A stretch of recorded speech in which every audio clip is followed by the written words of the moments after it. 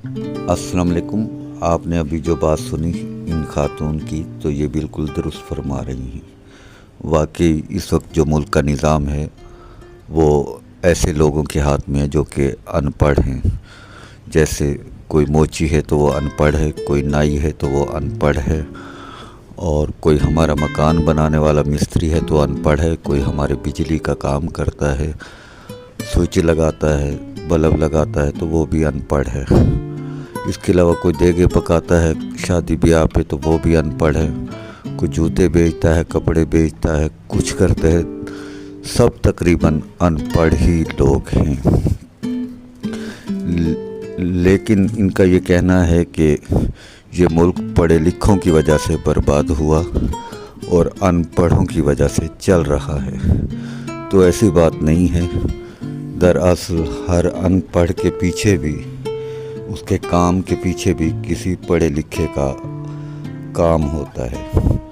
अब ये जितने भी औजार हैं लोहे के बने हुए हैं, तो ये बनाने वाला, इनका मोजिद, इनका खालिक, वो एक बहुत पढ़ा लिखा इंसान था जिन्हें हज़रत दाऊद कहते हैं। वो लोहे में उंगलियां गाड़ते थे तो उंगलियां ऐसे उतर जाती थी जैसे गूंदे हुए आटे में उंगलियां उतर जाएं। उन्होंने ये औजार बनाए लोहे के, और उसके बाद ये काम शुरू हुआ।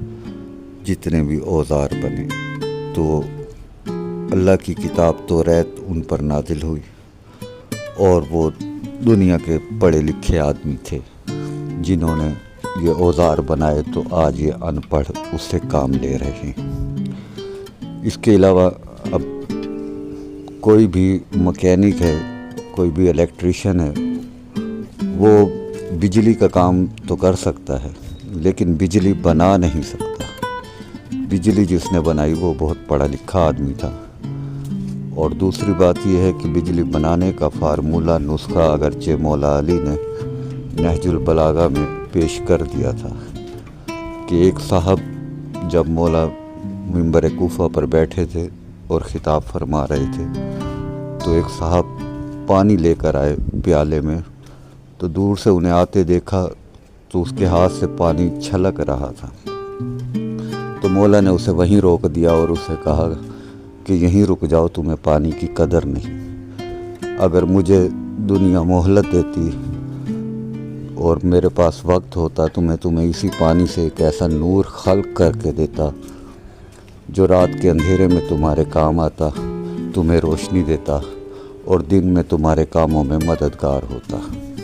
तो आज से 1400 साल पहले ही मौला नुस्खा बता रहे थे कि पानी से ही वो नूर खल्क होता है जिसे बिजली कहते हैं। और जाहिर है खुद मौला अली एक इल्म का दर थे, मदीनतुल इल्म का दरवाज़ा थे, तो उनसे ही तमाम अलूम फूटे, उसी शजर से ही तमाम अलूम की कोंपलें निकली।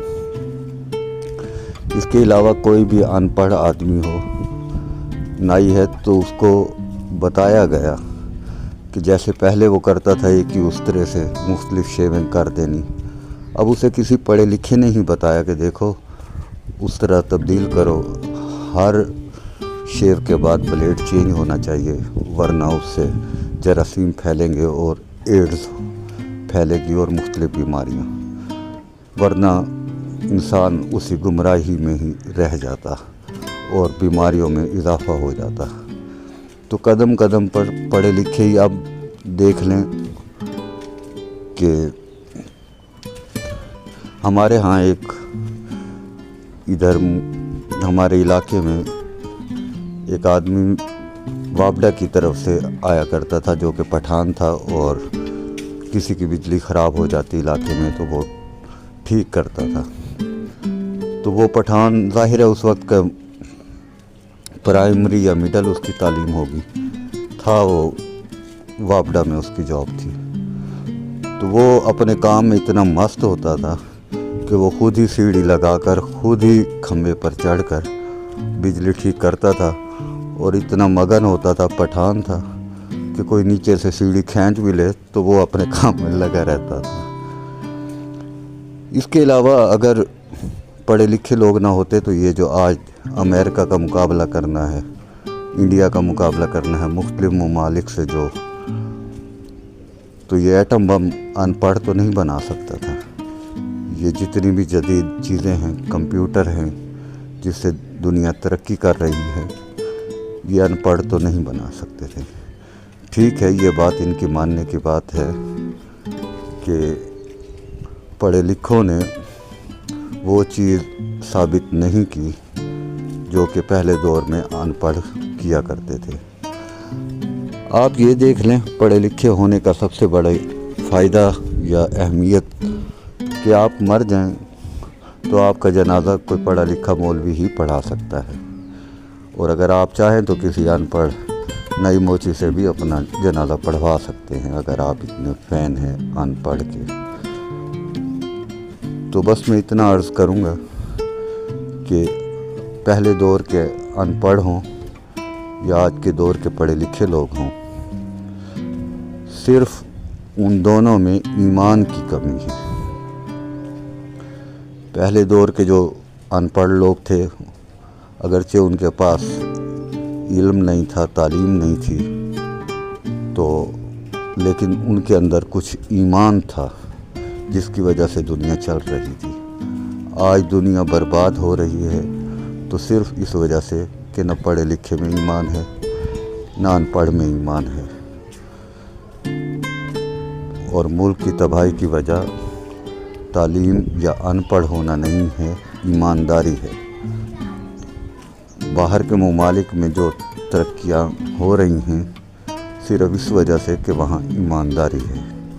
आज भी अमेरिका से दवाई आए, जर्मनी से दवाई आए तो हमें यकीन होता है कि अगरचे काफिरों के हाथ की बनी हुई है लेकिन ये बिल्कुल सही दवाई होगी। और अगर कराची से, मदीने से, इंडिया से, कहीं से भी कोई दवाई आए तो कोई मुसलमान उस पर यकीन से नहीं कह सकता कि ये दवाई खालिस है।